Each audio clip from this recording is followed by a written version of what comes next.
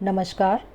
आज के इस व्याख्यान में हम एमए उत्तरार्ध के चतुर्थ प्रश्न पत्र विशिष्ट साहित्यकार में प्रेमचंद जी के निबंध संग्रह कुछ विचार पर अध्ययन करेंगे। इस निबंध संग्रह में प्रथम निबंध है साहित्य का उद्देश्य क्या है।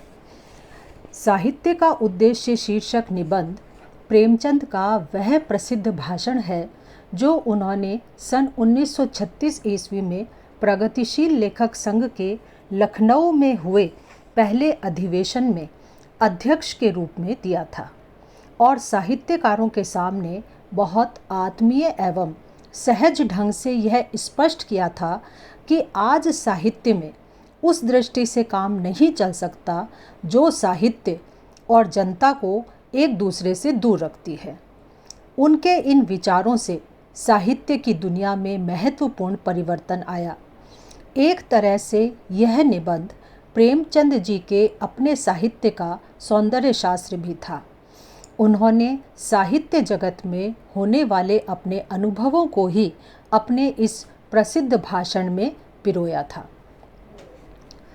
सबसे पहले प्रेमचंद जी ने इस बात की ओर संकेत किया कि वर्तमान में हिंदुस्तानी भाषा का निर्माण हो चुका है जिसमें हम उच्च कोटि के साहित्य की रचना कर सकते हैं।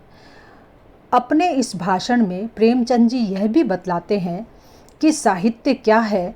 उनके अनुसार साहित्य उसी रचना को कहेंगे जिसमें कोई सच्चाई प्रकट की गई हो, जिसकी भाषा प्रौढ़ और परिमार्जित और सुंदर हो और जिसमें दिल और दिमाग पर असर डालने का गुण हो।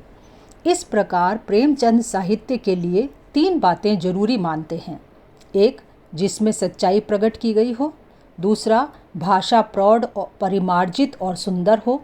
तीसरा, दिल और दिमाग पर असर डालने वाला गुण हो। इन तीनों में भी प्रेमचंद जीवन की सच्चाई का प्रकट करने पर बार बार बल देते हैं। वह ये मानते हैं कि साहित्य का वह हर रूप साहित्य की कोटि में ही आता है जिसमें जीवन की सच्चाइयों का चित्र हो।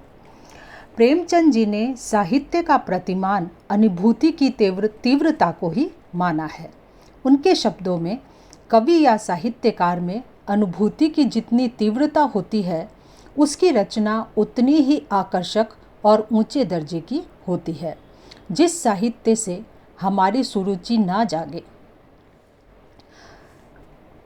आध्यात्मिक और मानसिक तृप्ति ना मिले, हम में शक्ति और गति ना पैदा हो, हमारा सौंदर्य प्रेम ना जागृत हो और हम में सच्चा संकल्प और कठिनाइयों पर विजय पाने की सच्ची दृढ़ता ना उत्पन्न करे, वह आज हमारे लिए बेकार है। वह साहित्य कहलाने का अधिकारी नहीं है। साहित्यकार का काम अपने पाठक के मन में सौंदर्य प्रेम जगाने का है। जब आदमी सौंदर्य के प्रति सजग हो जाता है तो उसे असुंदर, अभद्र और मानवीय लगने लगता है।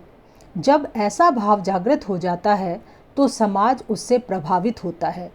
इस बात को वे इन शब्दों में रखते हैं कि जहाँ सच्चा सौंदर्य प्रेम है, जहाँ प्रेम की विस्तृति है,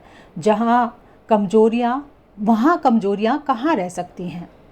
प्रेम ही तो आध्यात्मिक भोजन है और सारी कमजोरियाँ इसी भोजन के ना मिलने अथवा दूषित भोजन के मिलने से पैदा होती हैं।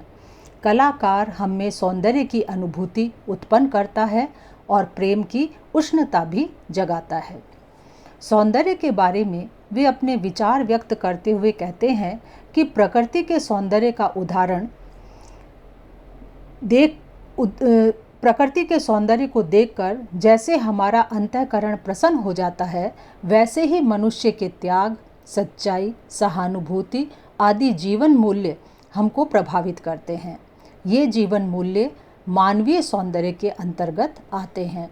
जैसे चित्रों में रंग का सामंजस्य होता है और संगीत में ध्वनि का, वैसे ही साहित्य में आध्यात्मिक सामंजस्य होता है जो पाठक के मन में सौंदर्य की सृष्टि करता है। उनके शब्दों में साहित्य हमारे जीवन को स्वाभाविक और स्वाधीन बनाता है। दूसरे शब्दों में हम उसी की बदौलत मन का संस्कार होता है।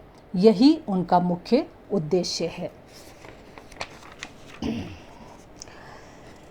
प्रेमचंद साहित्य में फैली हुई संकीर्णता को छोड़ने की बात भी करते हैं और कहते हैं कि सुंदरता केवल अमीरों और रईसों की बाहर से सुंदर दिखने वाले पुरुष स्त्रियों में नहीं है, वह झोंपड़ों और कच्चे मकानों में रहने वाले मनुष्यों में भी कम नहीं है। इनकी ओर हमारी दृष्टि जानी चाहिए। सही बात तो यह है कि मानवीय सौंदर्य जितना मेहनतकश गरीब वर्ग में है, उतना उच्च अमीर वर्ग में नहीं।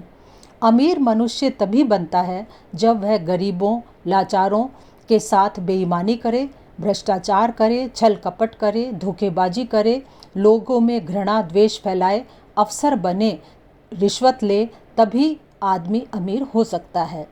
मेहनत से तो आदमी केवल गुजारा ही कर सकता है। राजा महाराजा शान और शौकत से रहते थे, लेकिन हम जानते हैं कि वह जनता से प्राप्त किए गए धन का ही अपने ऊपर दुरुपयोग करते थे और जनता की अज्ञानता और अंधविश्वास का नाजायज़ लाभ उठाते थे। हाँ, वे अपने खुशामदों, चाटुकारों, चापलूसों का एक वर्ग हमेशा अपने साथ तैयार रखते थे। इस वर्ग में बहुत से कवि भी हुए हैं। प्रेमचंद ऐसे कवियों की ओर इस भाषण में इशारा करते हैं। ऐसे कवि का सौंदर्य समाज को प्रभावित नहीं करता। यही कारण है कि समाज में ऐसे साहित्यकारों का कोई नहीं होता। इनका ना तो कोई ऊंचा आदर्श होता है और ना ही कोई ऊंचा उद्देश्य। इन साहित्यकारों की दृष्टि इतनी व्यापक भी नहीं होती कि वे जीवन संग्राम में सौंदर्य का चरमोत्कर्ष देख सकें। इसके लिए सौंदर्य सुंदर स्त्री में है, उस बच्चों वाली गरीब रूप रहित स्त्री में नहीं जो बच्चे को खेत की मेड़ पर सुलाए पसीना बहा रही है। उसने निश्चय कर लिया है कि रंगे होठों, कपोलों और भौहों में निसंदेह सुंदरता का वास है। उसके उलझे हुए बालों, पपड़ी पड़े हुए होठों और कुंभलाए हुए शानों में सौंदर्य का प्रवेश कहाँ है। प्रेमचंद साहित्यकारों की इस सौंदर्य दृष्टि को संकीर्ण दृष्टि मानते हैं और उससे अपनी सौंदर्य दृष्टि को व्यापक बनाने की सलाह देते हुए कहते हैं कि रंगे होठों और कपोलों की आड़ में अगर रूप गर्व और निष्ठुरता छिपी है, तो इन मुरझाए हुए होठों में और कुंभलाए हुए गालों के आंसुओं में त्याग, श्रद्धा और कष्ट सहिष्णुता भी है। हाँ, उससे नफरत नहीं, दिखावा नहीं, इसमें सुकुमारता नहीं है। प्रेमचंद उस साहित्य का भी विरोध करते हैं जो केवल साहित्य का लक्ष्य मनोरंजन मानते हैं। साहित्य का लक्ष्य तो इतना ऊंचा है कि केवल देशभक्ति और राजनीति के पीछे चलने वाली सच्चाई नहीं, बल्कि उनके आगे मशाल लेकर चलने वाली सच्चाई है। साहित्यकार यह शिकायत करते हैं कि उनका समाज में सम्मान नहीं होता। प्रेमचंद इसका कारण समझाते हुए कहते हैं कि साहित्यकार समाज के दुख दर्द की चिंता नहीं करते, समाज भी उनकी चिंता नहीं करता। दरअसल समाज के मापने की कसौटी बहुत कठोर होती है। उस पर जो खरा उतरता है, समाज उसी का सम्मान करता है। दूसरी बात यह भी है कि केवल प्रतिभा के बल पर साहित्यकार बन जाना संभव नहीं है। साहित्य सृजन के लिए विशेष तैयारी की भी आवश्यकता होती है। हमारे देश के साहित्यकार वैसी तैयारी भी नहीं करते हैं। उनके जो मन में आता है उसी को लिख देते हैं। साहित्यकार के लिए इतिहास, राजनीति, समाजशास्त्र, व्यक्तिवाद आदि की भी जानकारी होनी आवश्यक है। हमारी साहित्यिक अवनति का एक कारण यह भी है कि साहित्यकार अज्ञान बने रहते हैं, अधिक अध्ययन नहीं करते। आज साहित्यकार को संपूर्ण जीवन का ज्ञान प्राप्त करने के लिए आवश्यक है कि वे साहित्य के अलावा अन्य ज्ञान विज्ञान माध्यमों की भी जानकारी प्राप्त करें। हमें अपनी रुचि और प्रकृति के अनुरूप विषय चुन लेने चाहिए और अपने आदर्श को ऊंचा रखना चाहिए, तभी हम अपने काम में सफलता प्राप्त कर सकते हैं। अंत में प्रेमचंद जी साहित्य का वातावरण बनाने वाली परिषदों के गठन की बात करते हैं और कहते हैं कि जिन साहित्यकारों ने अपने साहित्य का लक्ष्य मन बहलाव या सामान जुटाना, लोरियां गाकर लोगों को सुलाना, केवल आंसू बहाकर जी हल्का करना बनाया है, उनके लिए ना तो त्याग की, ना ऊंचे आदर्श की, ना समाज की किसी तरह के संबंध की, ना सादा जीवन उच्च विचार की।